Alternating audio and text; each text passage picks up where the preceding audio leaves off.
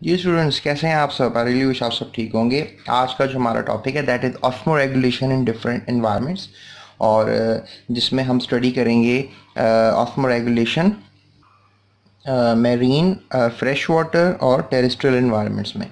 तो first of all जानने की कोशिश करते हैं कि ऑस्मो रेगुलेशन जो है, अगर हम डिफरेंट एनवायरनमेंट्स में बात करें तो सबसे पहले हम डिस्कस करेंगे अबाउट मैरीन एनवायरनमेंट, यानी जो मैरीन एनवायरनमेंट है इसके अंदर ऑस्मो रेगुलेशन कैसे होती है। मैं आपको स्टूडेंट्स ये बताता जाऊँ कि जो मैरीन में ज़्यादातर इनवर्टिब्रेट्स हैं, राइट, ऐसे जानवर जिनकी बैकबोन नहीं होती, जो कि इनवर्टिब्रेट्स कहलाते हैं, वो ज़्यादातर आप कह लें ऑस्मो कन्फर्मर्स होते हैं। ठीक है, सो आई वुड लाइक टू से कि वो क्या होते हैं, ऑस्मो कन्फर्मर्स। स्पेलिंग थोड़ा सा देख लीजिएगा, अमूमन स्पेलिंग स्टूडेंट भूल जाते हैं। तो ऑस्मो कन्फर्मर्स क्या होते हैं, जो अपने अंदर की सॉल्यूट कंडीशन है और वाटर बैलेंस कंडीशन है उसको चेंज नहीं करते। नहीं, इसमें आप याद रखेंगे no solute change nor water balance change. ठीक है, ये सबसे इम्पोर्टेंट बात जो है आपने याद रखनी है। यानी अगर एक सेल है, इसके अंदर ना तो ये अपने सॉल्यूट को चेंज करेंगे और ना ही इसके अंदर सॉल्यूट, डेफिनेटली जितना भी सॉल्यूट होता है उस लिहाज से वाटर होता है सेल के अंदर, तो लिहाजा ना वो उस वाटर को जो है वो चेंज करेंगे। राइट।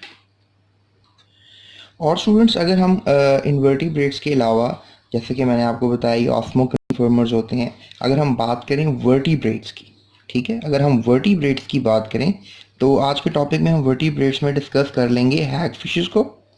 ठीक है, हैग फिशेस, और इसके अलावा cartilaginous fishes. Right, cartilaginous fishes.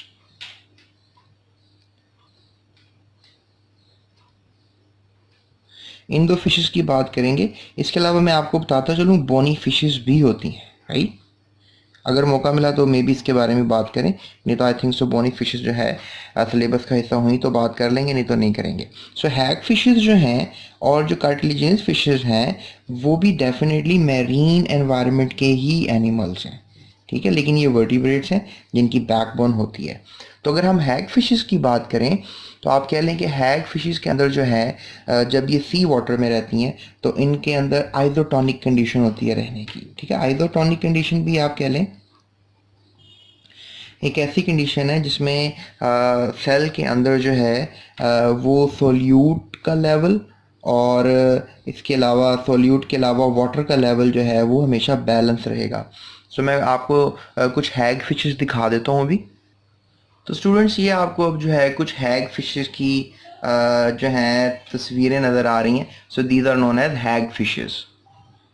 और स्टूडेंट्स, अब हम लेट्स से दैट कार्टिलिजिनियस फिशेस की बात करें, और हम अगर फॉर एग्जांपल कार्टिलिजिनियस फिशेस की बात करें तो इसमें आपको याद रखना है शार्क्स, ठीक है, और स्केट्स वगैरह शामिल हैं।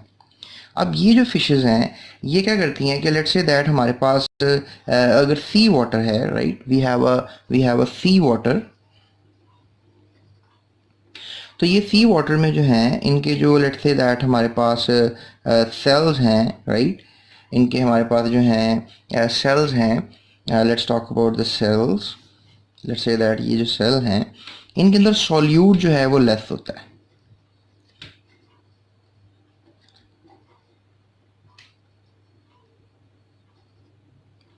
ठीक है, सोल्यूट लेस कैसे होता है, क्योंकि ये हमेशा इस चीज़ को मेंटेन करने की कोशिश करती हैं, यानी कि इनके जो इंटरनल बॉडी है, और अगर लेट्स से दैट बाहर सॉल्यूट है, बाहर सॉल्ट है, और इसके बॉडी में जो सेल के अंदर सॉल्ट है वो हमेशा लेस होगा। इससे ये हमेशा होता है कि जो कुछ एक्स्ट्रा वाटर है वो हमेशा फिश से बाहर जाता रहता है, क्योंकि you know everybody knows now कि जो एक ऑस्मो रेगुलेशन का प्रोसेस है उसमें हमेशा जो वाटर है वो हमेशा मूव करता है टूवर्ड्स द सोल्यूट। ये बात याद रखने वाली है कि पानी हमेशा सोल्यूट की तरफ ही मूव करता है।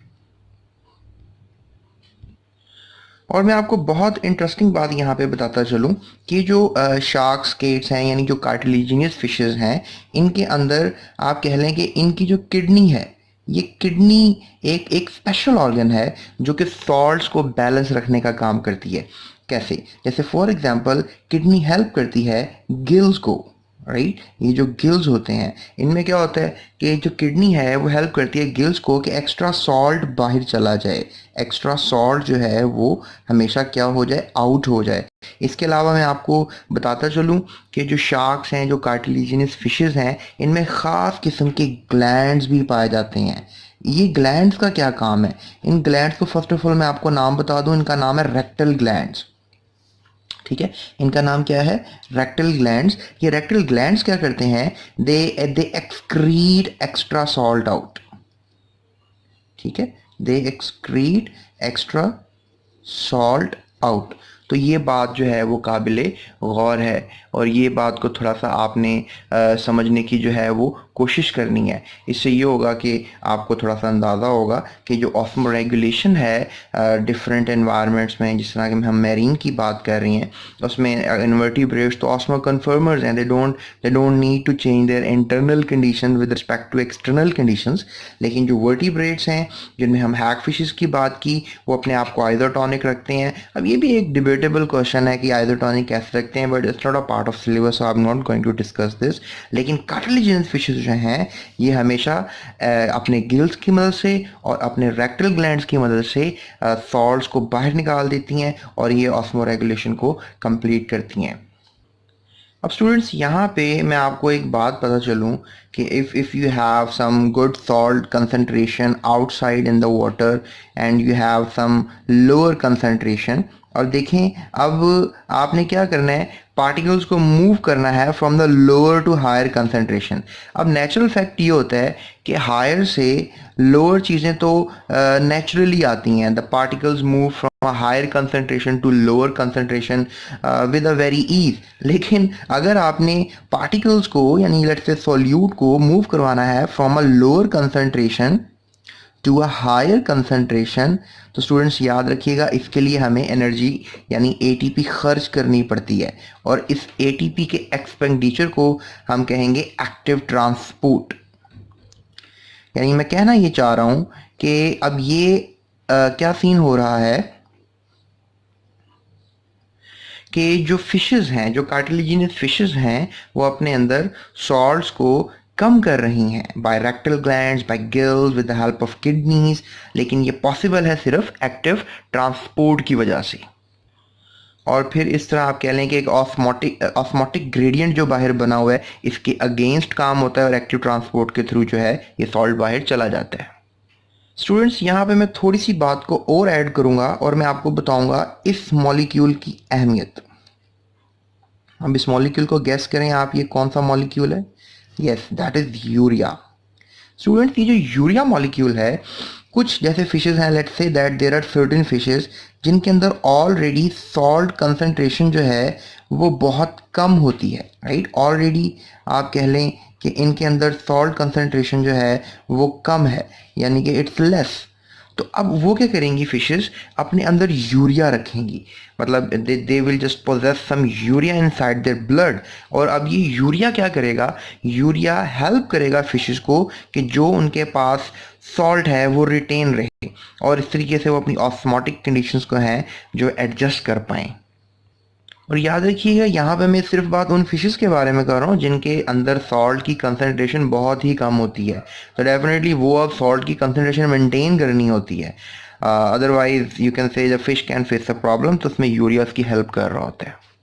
अब डियर स्टूडेंट्स यहाँ पे मैं आपको एक और बात पता चलूँ कि अब यूरिया की वैल्यू भी एक ख़ास हद तक फिशेस के अंदर होनी चाहिए, definitely to retain a specific amount of salt in the fishes. लेकिन अगर फॉर एग्जांपल ये यूरिया की वैल्यू बढ़ जाती है, अगर यूरिया ब्लड में बॉडी में इंक्रीज कर जाता है फिशेस की, तो ये इनके लिए एक लाइफ थ्रेटनिंग प्रॉब्लम बन सकता है। तो इस लाइफ थ्रेटनिंग प्रॉब्लम से बचने के लिए कुछ फिशेस के अंदर एक और अडेप्टेशन हैं, वो एक और मॉलिक्यूल अपने अंदर रखती हैं, और उस मॉलिक्यूल का नाम है trimethyl methylamine oxide, right? Trimethylamine oxide, right? So you just have to remember this molecule trimethylamine oxide। मैं इसका फॉर्मूला भी आपको बता देता हूँ। So this is the formula of trimethylamine oxide। आप कह लें जो नाइट्रोजन की 3 वैलेंसियाँ होती हैं वो मीथल ग्रुप ने ऑक्यूपाई की होती हैं, और ये जो लोन पेयर होता है इसका कोऑर्डिनेट कोवलेंट बॉन्ड बन चुका होता है ऑक्सीजन के साथ। और इस तरह नाइट्रोजन जो है एक पॉजिटिवली चार्ज पार्ट होता है इस मॉलिक्यूल का, और ऑक्सीजन एक नेगेटिवली चार्ज पार्ट होता है। So this is known as trimethylamine oxide. ये मॉलिक्यूल क्या करता है, एक्स्ट्रा यूरिया ब्लड में बॉडी में होने नहीं देता फिशेस की, specially the cartilaginous fishes. So guys अब हम बात करेंगे बॉनी फिशेस के बारे में, right. I have talked you about something like hag fishes, I talked you more about cartilaginous fishes, और हम फिलहाल अभी जो ऑस्मोरेगुलेशन की बात कर रहे हैं, we are talking about an environment like marine, और हम बात करते हैं बॉनी फिशेस की। अगर हम बॉनी फिशेस की बात करें तो ये डिसेंडेंट्स हैं। अब आप सोच रहे होंगे कि ये डिसेंडेंट्स क्या होते हैं। डिसेंडेंट अबाव अजदाद को कहते हैं, और ये डिसेंडेंट्स हैं किसके, फ्रेश वाटर बोनी फिशेस के।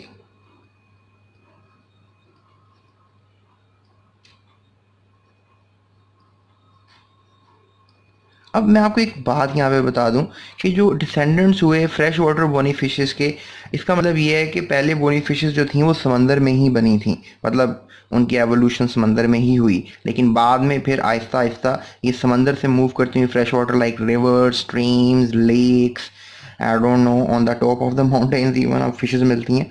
तो ये डिसेंडेंट्स हैं, यानी जितनी भी फ्रेश वाटर फिशेस हैं, बोनी फिशेस हैं, उनके डिसेंडेंट्स तो मैरीन की बोनी फिशेस ही हैं। ये आपको मैं बताना चाह रहा हूँ। अब इनका सिनेरियो स्टूडेंट्स ये है कि अगर हम इनकी बॉडी की तरफ देखें तो इनकी बॉडी में हम ये चीज़ सीख सकते हैं कि they have hypotonic condition inside their body, hypotonic condition inside their body, और हमेशा बाहर जो है वो हाइपरटोनिक कंडीशन है। ये तकरीबन तमाम फिशेस के साथ ही है कि उनकी इंटरनल बॉडी, जिसमें जिस फिश की बॉडी में सॉल्ट कम होगा वो हाइपोटोनिक कंडीशन कहलाएगी, और डेफिनेटली जो बाहर समंदर है उसमें आप कह लो कि हाइपरटोनिक कंडीशन है। तो अब इसका नतीजा ये होता है कि जो बोनी फिशेस हैं दे ऑलवेज लूज वाटर, और इस वाटर लॉस से definitely they have to go through with a severe condition. वो कंडीशन ये है कि इनको तो डिहाइड्रेशन हो सकता है। और इसमें इंटरेस्टिंग फैक्ट ये है कि they drink large amount of water. So ये लार्ज अमाउंट वाटर बहुत ज़्यादा अंदर आएगा तो डेफिनेटली बहुत ज़्यादा बाहर भी चला तो इसका कोई इतना ख़ास फर्क नहीं पड़ता, but they retain their hypotonic conditions inside the body, और वो हाइपोटोनिक कंडीशंस यानी मैरीन कंडीशंस में वो रह सकती हैं। और फिर आप सबको ये भी पता होना चाहिए कि if they release a lot of water तो they excrete very concentrated urine, और ये जो कंसनट्रेटेड यूरिन है when it comes out from the body, तो ये मैक्सिमम कंसनट्रेटेड यूरिन जो है, और निकलने से क्या होता है कि अलॉट ऑफ सॉल्ट जो ये पानी के थ्रू अंदर लेकर जाती हैं वो भी एक्सक्रीट आउट हो जाता है, और इस तरह फिर मिनिमम लॉस जो है, वाटर लॉस जो है, इनको बर्दाश्त करना पड़ जाता है। यानी आप कह सकते हैं कि they don't need to lose water a lot, because if they will secrete out salt, ठीक है, बाय एक्सक्रीशन, तो इनको फिर अपनी जो बॉडी का पानी है वो लूज़ नहीं करना पड़ेगा, because they are just really trying to maintain the salt concentration equal, और बहुत सा पानी पीने से ये काम वो कर पाती हैं। अब मैं स्टूडेंट्स आपको एक और बात बताता चलूँ कि जो ऑस्मो रेगुलेशन है इसने बहुत से एनिमल्स को एनेबल किया है, प्लांट्स को एनेबल किया है, ताकि वो डिस्ट्रीब्यूट कर सकें अपने आप को बहुत वाइड रेंज में हैबिटेट्स की। एंड आई होप ये जो आज का वीडियो लेक्चर है ये आपको किसी हद तक समझ में आया होगा। You can just watch it 2 time, तो इंशाल्लाह आपको याद करने की ज़रूरत नहीं पड़ेगी, आप खुद सब लिख सकते हैं। सो एक पिक्चर मैं आपको ज़रूर दिखाना चाहूँगा। ये आप देख सकते हैं हमारे पास ये फ्रेश वाटर फिश है, और ये हमारे पास एक मैरीन वाटर फिश है, और इसमें आप देख सकते हैं कि we have a lot of passive loss of water through gills होता है यहाँ पे, it drinks a lot of water. ये बोनी फिश की बात कर रहे हैं आपसे फ़िलहाल। And salt actively excreted by gills, जैसे कि आपने ये स्केट आप समझ लें इसको, या इसको आप कोई ऐसी फिश समझ लें जो कार्टिलेजिनियस है, जो कि रेक्टल ग्लैंड्स और गिल्स के थ्रू एक्सक्रीट करती है एक्स्ट्रा सॉल्ट को। और यहाँ पे आप ये फिश देख सकते हैं, you can call it as a does not drink that much good amount of water, passive gain of water across the body surface and through gills, large amount of hypotonic urine contains little salts and salts actively taken up by the gills।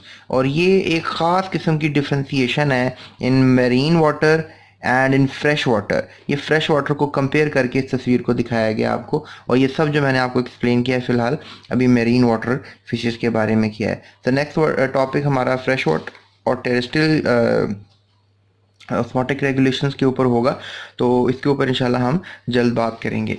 So I hope आपको ये video अगर पसंद आई होगी तो channel को like, subscribe और share करना मत भूलिएगा। थैंक यू सो मच, अपना बहुत ख्याल रखिएगा।